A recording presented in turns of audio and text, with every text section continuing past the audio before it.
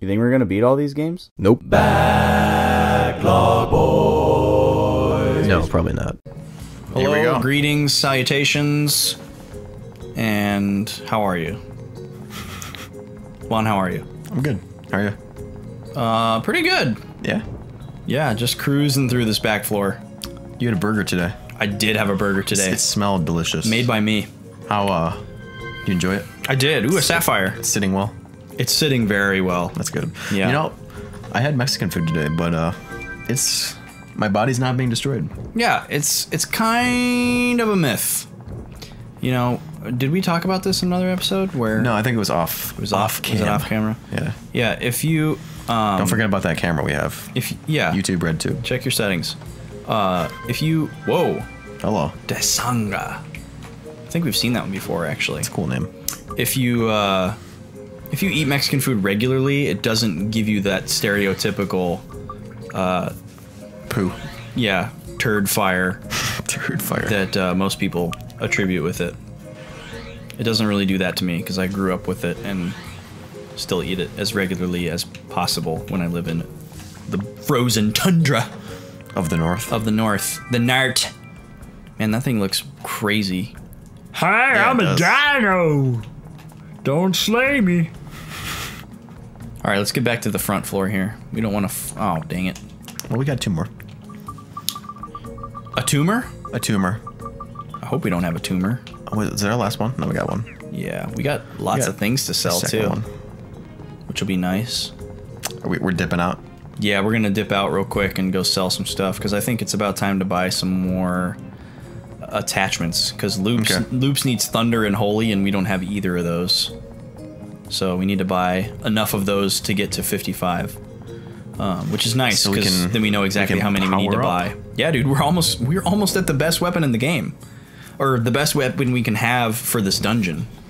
You can get a better one after this dungeon. Yeah, if we beat this dungeon, we get the best weapon in the game, which is the sequel to the weapon that we'll have once we build up the Atlamia sword. So, look forward to that. That'll be happening very shortly. What? Yeah, man. We're about to do it? Well, we won't... Oh, crap, I hit to the next floor. Well, we're doing the next floor. Oops. We don't have escape parter? We do, but I mean, what a waste. Okay. Yeah. Welcome to the floor we don't 14. we don't have full abs yet, so it's really not a big deal. We are 14. And we're not going to run... almost 14% of the way through this dungeon. Yeah. That's exciting. It is. That's a double-digit number. It is a double-digit number. I wonder if there's like a... Well, there's probably not. What? I was going to say you could do a speed run of just this dungeon. But I guess it'd be just like anything else in the game. It's just completely random. Yep. You know, you could go on every floor and get the next floor item from the very first enemy you killed every time. And that would just be the luckiest. Or you could get it from the very last one every time. And everything in between. Mm-hmm. You know, and then like, do you open chests to get the magic crystal to make it easier to find those enemies? Or do you skip those chest cutscenes and hope that you don't find it? You know, there's so many... Yeah, there's so many variables. There's so many variables that would make speedrunning this game super hard. We're running low on chicken, too. Oh, I need a repair. What am I doing? Feed the weapon. And we're cursed. Oh, no. We're stuck using the weapon that we want to use. Oh, shoot. What? Oh, I'm just saying, like, oh, shoot, we have to use that weapon. Oh, you were being facetious? You're being feces-ecious? Feces-ecious.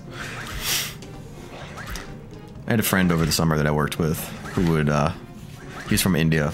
He would... Did he get India? He did not. But, Boom! But he would, like, non-ironically say, like, oh, shoot, a lot. Oh, yeah, you were telling me about this guy. That sounds... really, really funny. Loved it.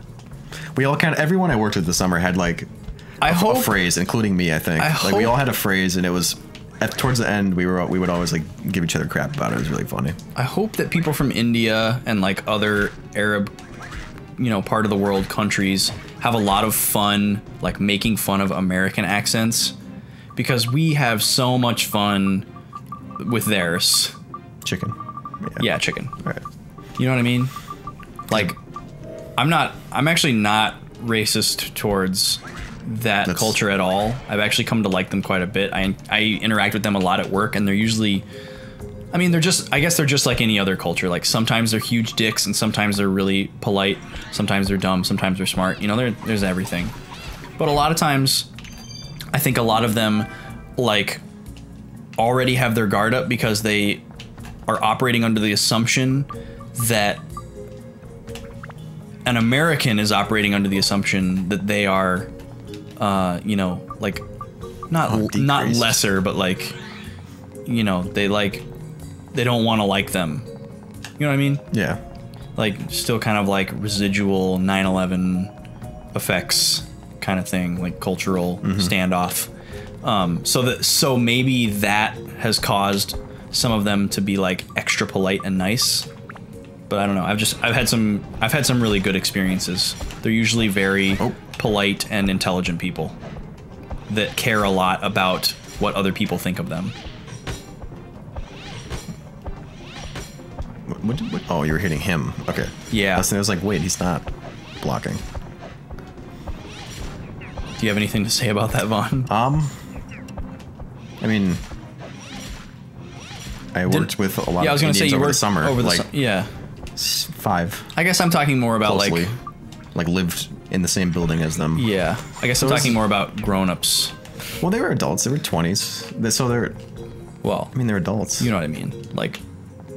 I mean, they're like either like real, just finishing college, real or grown-ups, still in college, real grown-ups. Like, well, I guess no. Actually, this summer also, while I was working at the. Oh, where was it? It was in Boston, in the Boston airport. Yeah. I was like there to pick up some of the kids, and like one kid's flight got delayed till like 11:30 p.m. So I was there waiting, and I was just kind of like airport, making sure that he got home safe or whatever. Yeah, since he missed all the buses, I was gonna give him a ride from the airport. Because he had like paid for the bus, but like we had to give him something because he missed. It wasn't his fault. Like his flight just got canceled. Oh, I see. So I just like, for some reason I went up to the information booth guy at the airport. Yep. And because I had like some sort of question. I think I was trying to page a student because I couldn't find them. And I think he was Nepali, and like. Since I was going to be there for a while, I just stayed there, and like we talked for like 3 or 4 hours, and it was a really good first interaction with somebody for like, and it went on for that went on for that long, and like at the end of it, you know, we like shook hands and like, I don't know, it was good. Yeah. And like I got the same vibe from him that I got from a lot of the people I was working with, where it's just like it would be pleasant to like work with. You know, this is a pleasant person to interact with. Yeah. To work with. I feel you. That's good to hear. Feel me, bro? Yeah, dude, I feel you. You're right there, so I can feel you. Yeah, we are. I feel your presence. We are in a. I know what you're getting for close Christmas. Proximity. Do you? Yeah, because I feel your presence. Do you? What? So you can tell based on feeling them, what's in them. Yeah. For a second there, I thought you weren't getting what I was saying. I have an ex-girlfriend's mom. Like, she could guess. She would look at a box that was wrapped and know what was in it. I used to be able to do that. She like every I think. But I could only do it with my gifts. Yeah. I couldn't do it with other people's gifts. Oh yeah, they were gifts for her. Right. I mean, like, she knew. I could do it with like some of my Christmas presents because like I knew what I told my mom I wanted. Yeah. And I knew that she knew what I wanted and what to get me. So you'd look at something like, oh, that's a DVD, or oh, that's a video game, or oh man, that's the PS2. Oh, that's cool. Like I remember, like I remember when I got my PS2 for Christmas. Oh man, that was a good one. I was very, very lucky, very fortunate. I got lots of presents for Christmas. Okay. Every year. My mom went all out.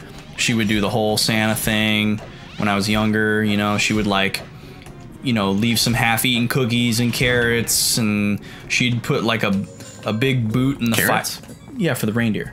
Oh, for the reindeer. She put a big boot in the fireplace and put like soot footprints in the living room to make it look like Santa Like was he lost his boot? No, like he was walking around because he only came down the chimney. And but he said an actual boot. Yeah. So he lost his... Well, no, she would use the boot to make the footprints. She wouldn't leave the boot out. Left it behind and had to hurry. No. And then just decided to leave it. Like no, she would leave like these big footprints that clearly weren't hers in the living room and stuff like that. Yeah, that's dedication. She was very, very good at the whole thing. But I would always... And the presents would... You know, there were like presents that were from her, and then there were presents that were from Santa. Oh, that was the same for So me. like, you know, separate. Like a month before Christmas, the tree is up and everything, and there's presents there. And then Christmas morning, suddenly there's more presents than there were before. Yep. You know, and there's like special wrapping paper that came from the North Pole. Whoa. You know. That's pretty cool. She did the whole thing. And I would always like look at one like ahead of time from like her stack and like look at it and be like, which one is the one? Like which one is like the big thing that I ask for, and that's the one I'm going to open first. And I remember correctly guessing with the PS2. Oh, really? Yeah. And I didn't pick it up. I was not allowed to touch them, and I always obeyed that rule. Based on sight. But I just looked at it from like every angle, sized it up, and I was like, "That's it, man. That's the PS2." And I just looked at it every day. And it was cool. And it was really cool. Knew it was there. Yeah, and then like that's cool. As soon as she was like, "Okay, the video camera's on, you can start." It was like, boom, rip, blue box. Tomorrow on the Boys. Boom. That's how we close our episodes. Yeah. Tell us in the comments if you remember Fuego. your PS2 in the blue box.